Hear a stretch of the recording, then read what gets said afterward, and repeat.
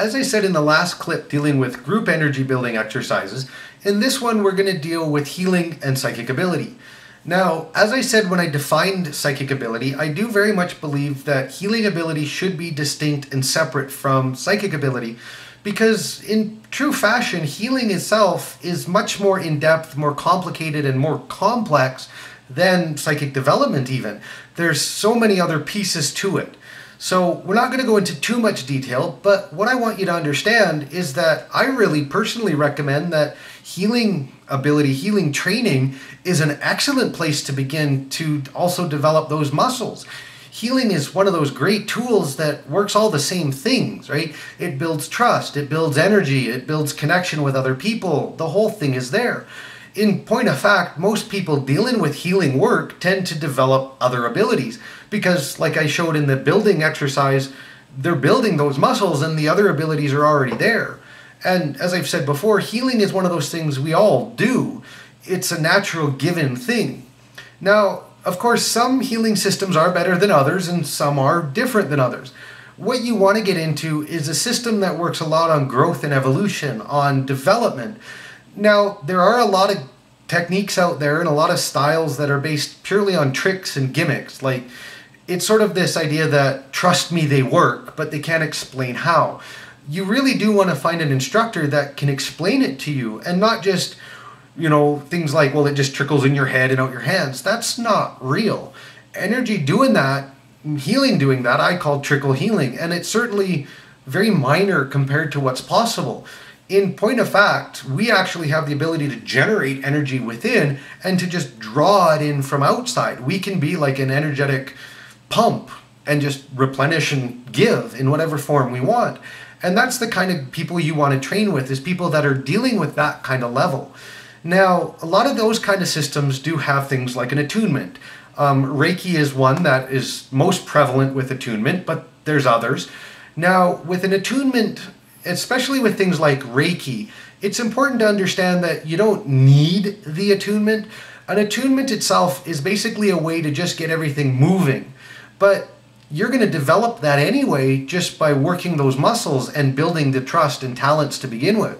So if I want to get to the same level, but I don't want the attunement, I can still reach the same endpoint.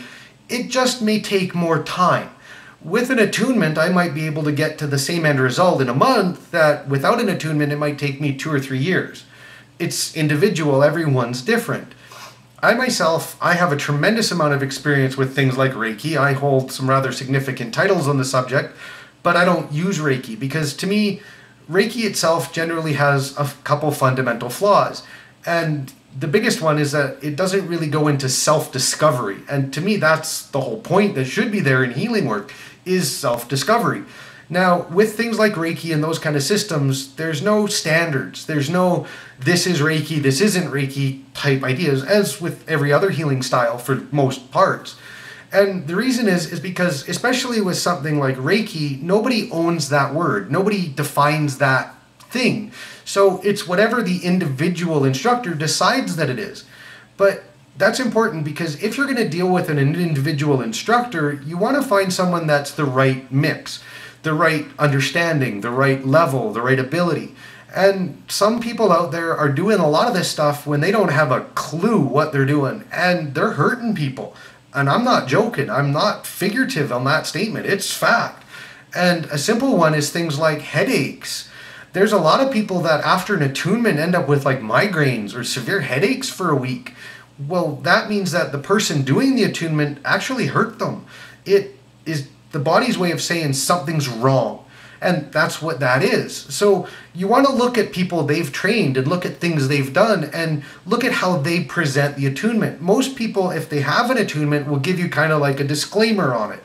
And if they say that, it's not uncommon to get headaches or migraines or whatever, then go find someone else, because that's not someone you want to really deal with. Now, trust your instincts, because some people present the disclaimer the same way they were taught, and they may not have ever encountered that event. They may not have ever caused any harm. So you got to look a little deeper, but that's a good starting place. Now, with attunements too, there's another side that you can end up with someone that's too powerful. that doesn't know how to use their power, doesn't know how to make it work for them. And if you're, say, at this level and they're at this level, they can actually just rip you open to their level. But there's the reverse also. If they're at, this lower level and you're at this higher level, they can shut you down to their level. That's very rare, but it does occasionally happen. More often than not, you end up with the rip or the headache. Those are very common, and that's unfortunate. And that's the problem with most healing, is that people are too busy doing the same thing with psychic. They've got the first steps and think they know all the answers. And you got to trust your instincts, but it's always a good place to start. Now, I myself, for the students that I teach, and healing is more the ability that I excel at. In point of fact, I excel most at information and knowledge, which of course is why I'm creating this series of videos. For me, knowledge and information is like breathing. It's what I do best. From a psychic point of view, that's a pretty bland, boring talent. There's no flash, there's no excitement, there's no wow factor. Just knowing lots of little bits of everything and understanding things, well, that's not great in a crowd. But from a healing perspective, that single ability is phenomenal, because with it I understand, I can see bigger pictures, I can see how it works, which is also why I'm creating this video series. But it's part of what I'm trying to get at, is that as you grow and develop, things are going to happen and you got to find your own path. But with that, because I have so much understanding of the healing arts, even the students I teach, I often recommend they go and do Reiki first.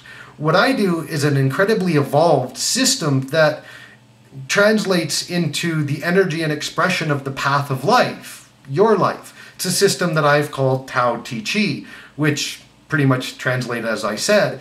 And it's based first and foremost on finding your own path, on starting with some basics and then evolving your own understanding and letting yourself be guided to your next best abilities, and all focused around healing. And for me, most of my students, I highly recommend doing Reiki first, because it gives them something to compare against. Remember, perception. If I come in and I just say, well, it's this and this and this, it's whatever I decide it is. It's as an individual ability, I'm going to perceive it however I want. But if I have someone saying this ability is this, this, and this, and someone else says, well, this other ability is this, this, and this, I now have something much bigger to compare. And I can compare those two things, and that gives me something to contrast. It gives me a different level of perspective. Now, in my own experience, I have found that the healers that came to me that had Reiki first, and I've trained many Reiki masters, and I've worked on lots of people and reattuned them, and they all just feel like they're way more powerful after, because the attunement is based on the individual receiving it, not on me. I myself am just sort of the conduit.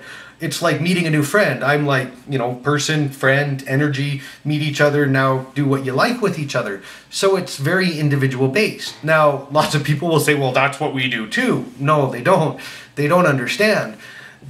Not trying to put them down or disparage them, just trying to get you to understand that, as with psychic ability, healing has a lot of misinterpretations and misconceptions. Now, later I'll probably go make a whole series like this on healing, but I wanted to start with psychic ability because it's a better foundation. It's a better place to begin. Healing is a wonderful way to evolve, but you got to have the basics, and psychic ability does give a lot of basics. Now, the great thing about healing in general, no matter what style you get into or what you do, even if it's just technique-based, you are going to be working with energy, so you're going to be building those muscles. You're also going to be building faith and trust in yourself, because you're using things that don't necessarily correlate physically, that someone else has said they work and you need to find out for yourself they work. So that's why I recommend healing is so wonderful as a development tool, because it does do all the same things.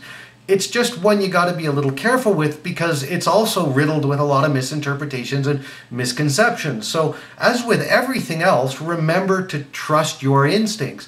If you feel this person isn't right for you, if you feel scared by them, go find someone else.